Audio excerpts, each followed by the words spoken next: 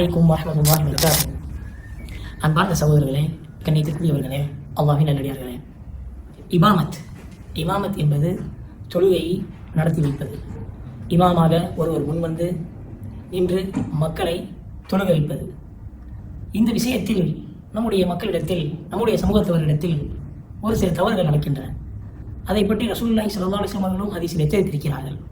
அது என்ன தவறு என்றால், இமாமத்தில் இமாமை முந்துவது. இமாம் தொழுகை நடத்தி கொண்டிருக்கும் பொழுது இமாமையே முந்துவது ஒரு மிகப்பெரிய பாவமாகும்.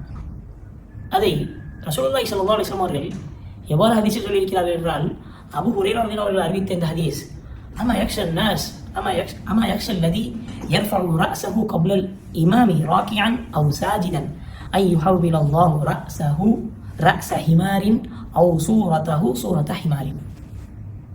இவ்வளவு கடுமையாக கண்டித்திருக்கிறார்கள் ரசூலுல்லாஹி ஸல்லல்லாஹு அலைஹி வஸல்லம் அவர்கள் இந்த விஷயத்தை. ஏனென்றால் அவரை பற்றி நான் அஞ்சுகிறேன். எவர் என்றால், அச்சம் கொள்ள வேண்டும். அவர் இமாமை முந்துவதில், அந்த இமாம் ருக்குவுக்கு முன்னால நம்ம ருக்கு செய்கிறது, சஜ்தா போகிறதுக்கு முன்னாடி சஜ்தா செய்கிறது, அப்படிப்பட்டவர்களை பற்றி நான் அச்சம் ஏற்படுகிறது என்று சொன்னார்கள். அதுவும் எப்படிப்பட்ட அச்சம்? அல்லாஹ் அவர்களுடைய முகத்தை அல்லது அவருடைய தலையையே ஹிமார் என்றால் கழுதையை போல அல்லாஹ் மாற்றி விடுவான். அவருடைய தலையோ அவுசூரத்த ஹிமாரின், அவருடைய முகத்தையோ கழுதையை போல மாற்றி விடுவான்.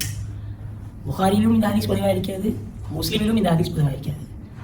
கண்ணியத்திற்குரியவர்களே, அல்லாஹ்வியார்களே, இவ்வளவு பெரிய பாவத்தை நம்மில் பெரும்பாலானவர்கள் தெரியாமல் செய்து கொண்டிருக்கிறார்கள். இமாமை அப்படியே சாதாரணமாக இமாம் ருக்குவுக்கு போகிறதுக்கு முன்னாடி ருக்குவில் முந்துறது, அதுபோல் இமாம் சுஜூதிலிருந்து எந்திரிக்கும் முன்னாடி நீங்கள் எந்திரிக்கிறது, அதுபோல் இமாம் சலாம் சொல்லிக்கொண்டே இருப்பார், அதற்கு முன்னாலேயே சலாம் சொல்லி முடித்து விடுவது, இதெல்லாம் இமாமத்தில் முந்துவது நம் மார்க்கத்தில் முற்றிலும் தடை செய்யப்பட்ட விஷயம். ஆகையால் அல்லாஹ் நம் அனைவருக்கும் இப்படிப்பட்ட ஒரு பெரிய பாவத்திலிருந்து நம்ம எல்லாம் பாதுகாப்பானாக. சகோதரர்களே, இமாமத்தை முந்துவது பெரும் பாவமாகும். ஆகையால் இமாம் எப்படி நமக்கு தொழுகை நடத்துகிறார்களோ நிதானமாக நாம் அவரை பின்பற்றுவதற்கு அல்லாஹ் நமக்கு அருள் புரிவானாக. ஆமீன்.